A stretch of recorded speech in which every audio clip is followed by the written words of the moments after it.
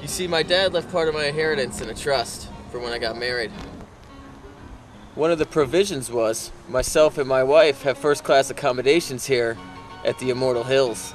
But we have to buy the plots before the bank will let me have the cash. Well, you know, Dad never did consider me much of a responsibility. Well, he was a very smart man.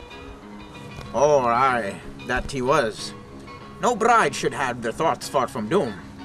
You're a lucky girl, whose father-in-law provides from beyond for her future. Isn't he sweet? Thanks, Scotty. Bob, give us a couple near the old man and call Owens at the bank in the morning so I can cash a check.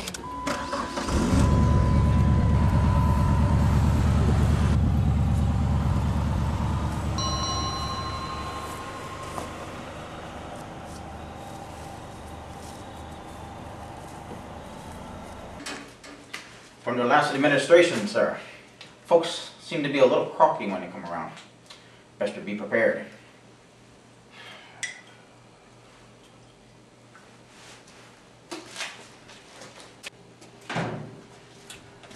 And here's the Drexel bunch. Oh, you're gonna love it here, Bobby. Oh, yes.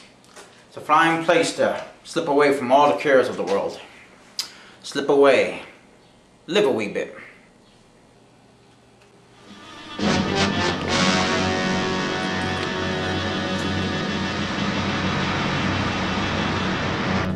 As the returned chairman of the Immortal Hills Cemetery Management Committee, George. It is now my very great pleasure to announce the employment of Robert Kraft, But George. president of Kraft Department Store. Now stop shushing me, George. You railroaded me into this.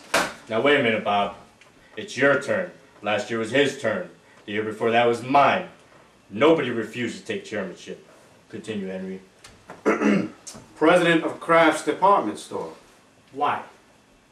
Why? Nobody ever has, because it's never been done, son. Well, can you give me one good reason why I should take over management of a big cemetery when I'm up to my neck in my own business? Well, as the return of... Hold it. Of course I can. Tradition, particularly for us Crafts. You're always hopped on dignity, honor, prestige. Well, how do you think we got it?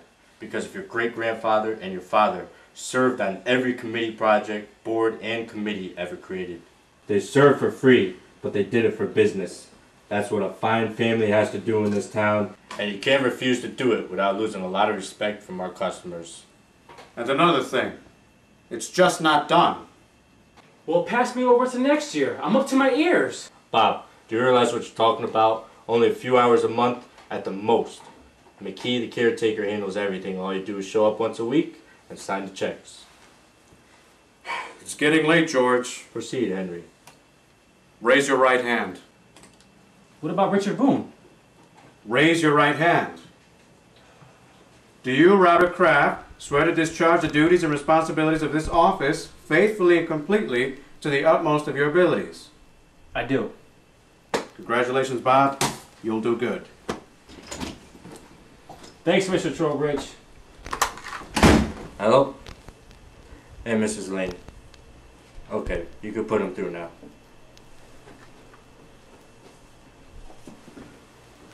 Hello?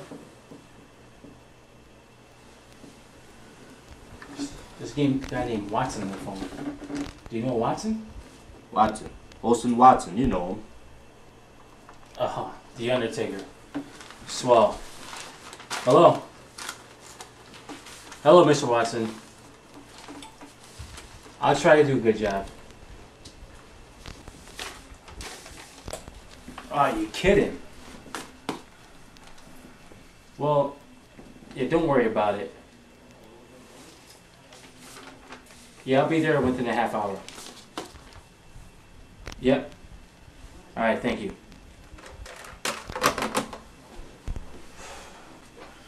What about this here? It has to wait, I'm sorry. Well then call McKee. You don't have to always go up there every time. But this is different. Somebody prominent? Stu Drexel and his wife. Stu and Betsy. No!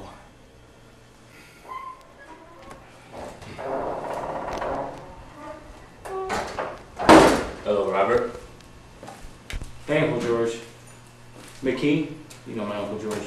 Yes, Uncle George, over on the west slopes between the Pattersons and the Finleys. What's new? Just see how you're doing, Bob. Boy, sure is cold in here. Yeah, McKee, make sure you get that heater fixed no later than tomorrow. I'll get right on it, sir. Yeah, you better switch the Drexel pins black instead of white. Well, they're already black, sir. Who changed them? Well, the last time I remember was the very day that they two came here to give you the order, and you placed 2 pins in the board. I guess that's right. I must have picked up the wrong color.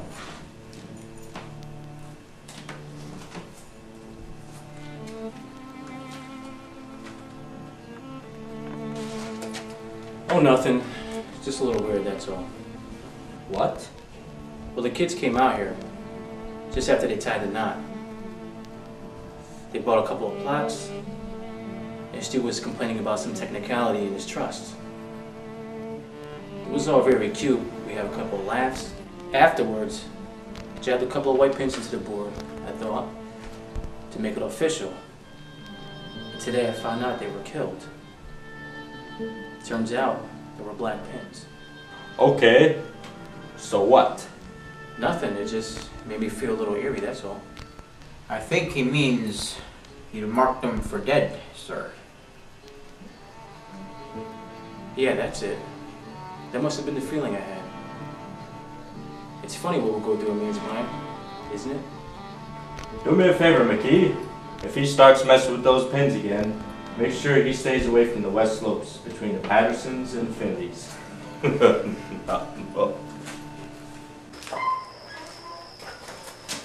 Hello, Annie. What brings you around these parts? I had a luncheon date, but I was stood up.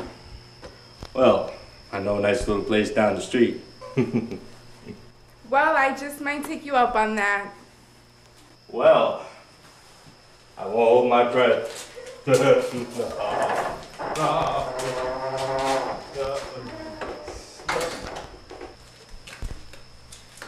I was told about Beth and Stuart, and I just had to see you. It makes me think how lucky we are to be alive and together.